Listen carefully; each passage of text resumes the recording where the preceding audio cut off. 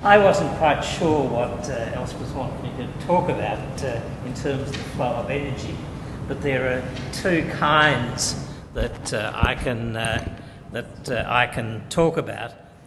One is the flow of energy which is resulting in climate change and which I've been concerned about for the last 25 years, and I must say is a flow of energy that causes me more depression 25 years after than it did then, where I probably was an optimist about the future of the human race.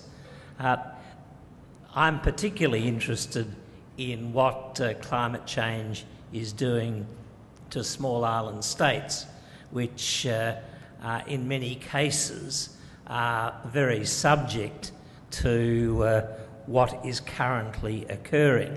I mean, it's not all bad news, as these two sharks are saying sea level rise does provide more meals, and their estimate is that it's about 5 years.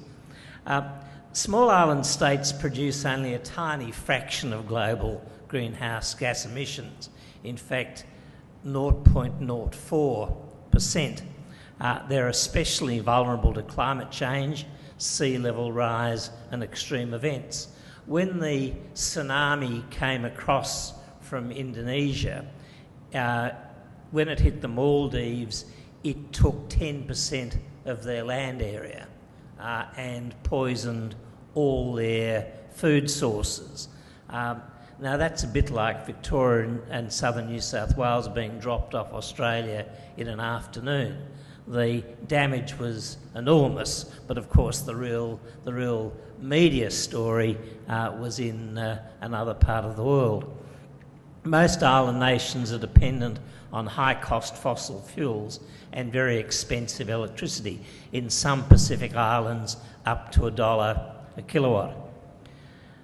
Many people don't have access to electricity, so that's where the flow of energy issue is important. We have lots of flow of energy and we cause problems for others, but you can't accuse most Pacific Islanders of being extravagant in their use of energy and electricity. Indeed, the proportion of Pacific Islanders with access to electricity hasn't changed in the last 20 years. Now, the numbers have changed, but the proportion is still only 30%. Island states are especially suited to utilise modern renewable energy and energy efficiency technologies due to their economic and geographical conditions.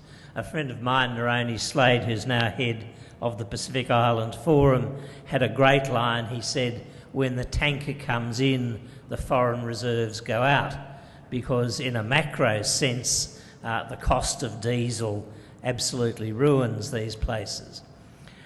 The small island states have started more adequately to defend themselves in the international forum.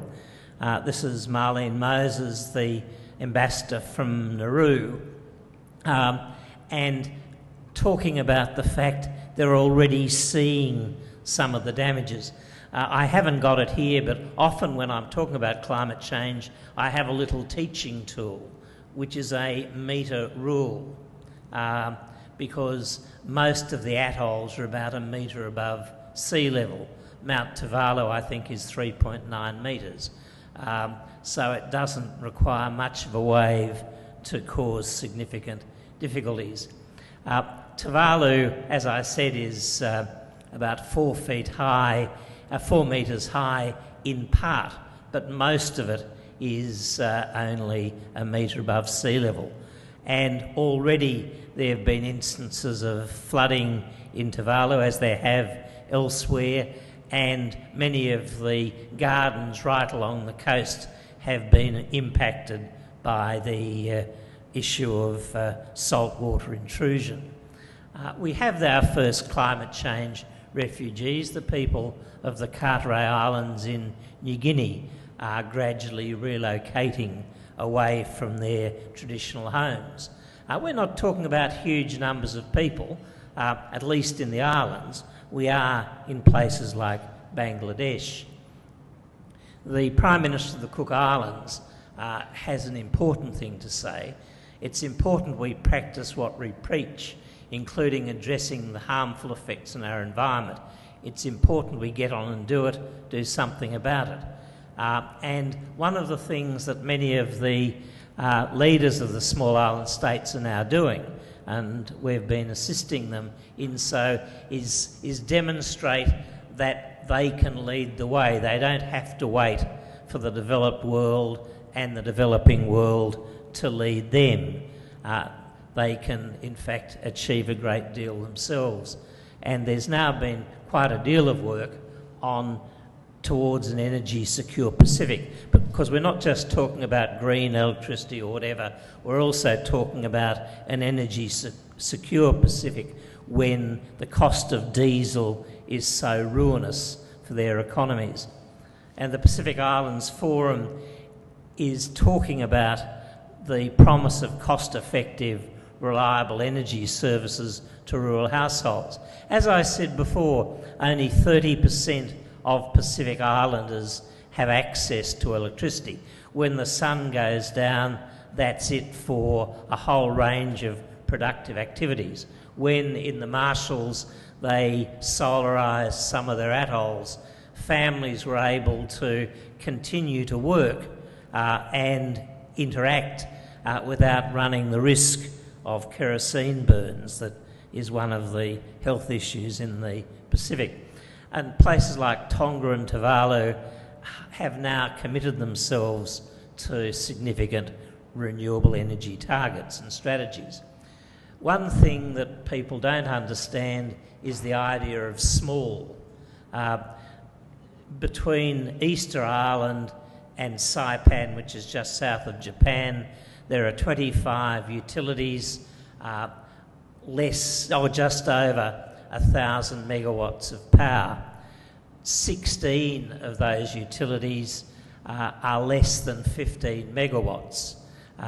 They'd be, in terms of their generating capacity, smaller than some of the usages of buildings in the city of Sydney.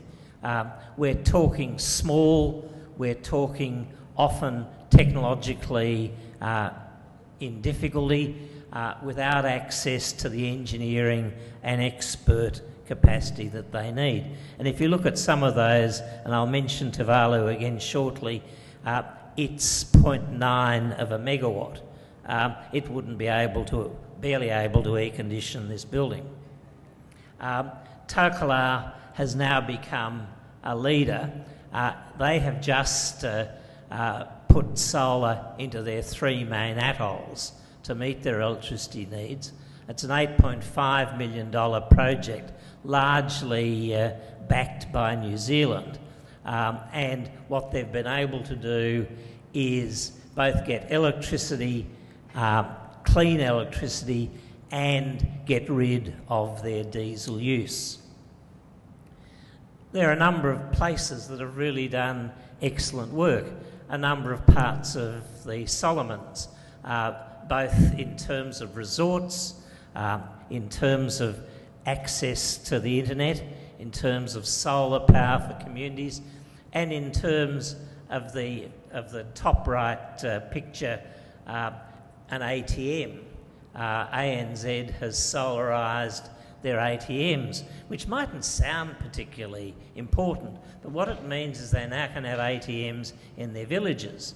So the village doesn't have to spend the day travelling to the capital where the nearest bank branch is and then a day travelling back. They have demonstrated what you can do. Here's another group that have demonstrated what you can do. For $25 or less, you can get at least one panel and a small light, which totally changes the way in which those families and communities are able to live. We're not talking about huge and advanced technology. We're not talking about hugely expensive technology. We're talking about using technology that we currently have and ensuring that the 1.3 billion people in the world that don't have electricity have some. There have been some quite exciting projects, such as the replacement of a large part of diesel in the Galapagos. Now, this was partly in response to an oil spill that was extremely damaging to one of the world's ecologically most important areas.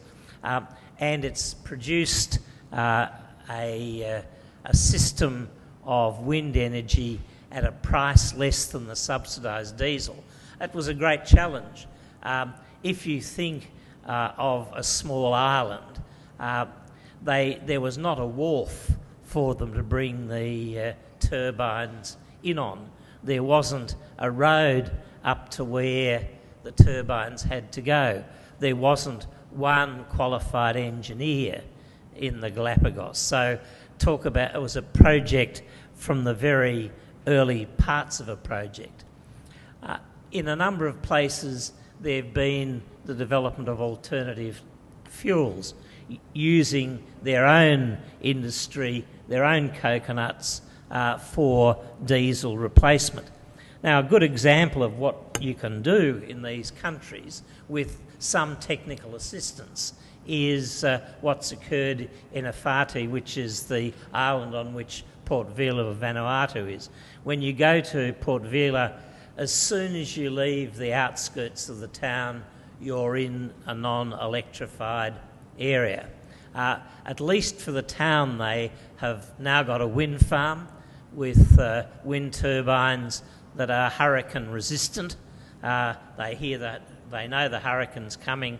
They wind the turbines down, lash them to special places on the ground, and the first big hurricane they came through, they lost one blade, one part of a blade. They had the system operating again well before there was a network into which you could put the power, because all that got knocked over as well. But it's not just a matter of fixing up the renewable energy, and indeed we as Australians can hang our heads, I think, in terms of our lack of interest and assistance in the technical parts of renewable energy, as we can with energy efficiency as well. My view is that the cheapest and cleanest kilowatt of power is the one you don't have to produce. And in the Cuban sense, they actually went out and saved very significant energy. Now, there's a certain advantage you've got in Cuba, in the sense that it's not what you'd call one of the world's model democracies. And they simply went and ripped everyone's traditional lights out and replaced them with CFLs, saving a huge amount of their energy and having a major project. When Minister Turnbull announced that Australia was going to move to CFLs, I suggested that he should adopt the Cuban way of getting a good result. And I actually ran into Peter Costello, and I said, next time you're at a meeting with him, just talk about how you're pleased he's following Castro's lead, which apparently went over quite well. There are a lot of things we can do to improve, and we're in the right building to talk about this, improve the way buildings are delivered, because buildings are one of the biggest causes of our fossil fuel problem. And here's an example. This is the Tuvalu government offices. They get full sun on one side in the morning and full sun on the other in the afternoon. It was designed and donated by Taiwan, presumably for a vote in the UN, and the poor little utility had to ring up the Japanese and ask for an additional diesel when it was ready to open, because it was an uninhabitable building. And it's the last building of significance that will occur in Tuvalu, so it's unfortunately It's unfortunate that it's a dog. There are a lot of things that can be done, and we've now got the Pacific Utilities working on this to save energy and also to develop their renewable programs. Tokelau is the first example. Tonga wishes to become 100% renewable. The Cook Islands does, but the Prime Minister doesn't understand that there are some technical issues. He was going to seek money for 2 grand solar farms. Someone did eventually point out to him, I think it was the chairman of the utility, that that would mean that if a cloud went across, all the power for the little country would drop out in one go. So they're now going to have solar units spread around the island, but they've got to do a number of other things as well. But there is some real movement occurring there, and the level of ambition of some of the prime ministers and cabinets of the small island states, admittedly they're referring to a greater danger and responding to a greater danger than we think about, sets an example for places like Australia, where we certainly can't be accused of over-ambition when it comes to either climate change or our energy arrangements. In fact, as I said at the beginning, in a way, I'm less hopeful than I was 25 years ago. I think our chance of avoiding a 4-degree rise in temperature are very small indeed, and our chances of our children and grandchildren having the same kind of lifestyle that we have enjoyed are certainly much smaller. I've already arranged with my youngest daughter that as soon as her youngest is 8, which is now 3 years, we're all going up to the barrier reef so they can see it before it dies. And one thing people don't understand is the changes that are occurring, the changes that are now occurring in the Arctic. The fact that at 3.5 degrees the Amazon rainforest goes. At the moment, if you believe at least some of the scientists, we get to 3.5 before the end of the century. Won't bother me, but will bother people who are being born now. The climate change threat is here now, and my view is that small islands and their utilities can help meet it and strengthen their communities at the same time. It's a win-win situation. One, they set an example, remove the bloody awful and disgraceful excuses we use, and the Chinese use, and the Indians use, and at the same time help get development in their own countries going. I mean, it really, visiting the Natamuck Atoll in the Marshalls, as I did some years ago, and seeing what families and what the community was able to do for the first time now that it had electricity was quite a revelation. And it reminded me that we used to have electricity in many of our country areas. We now have it. We should take advantage of it and make sure other people can do so as well. Thanks very much.